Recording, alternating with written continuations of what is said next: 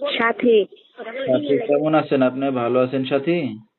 জি ভালো আছি, আপনি কেমন আছেন? আলহামদুলিল্লাহ অনেক ভালো আছি। সাথী কোথা থেকে বলতেছেন? আপনার দেশের বাড়ি কোন জায়গায়? আমার দেশের বাড়ি হাতিয়া। আচ্ছা, কোন জায়গা থাকেন এখন আপনি বর্তমানে? হাতিয়া থাকি। আচ্ছা, দেশের মেয়ে দেশেই আছেন। কে কে আছে সাথীর ফ্যামিলিতে? আমার ফ্যামিলিতে আমি আছি আর আমার বউ আছে, আর আমার আব্বু বিয়ে করে চলে গেছে।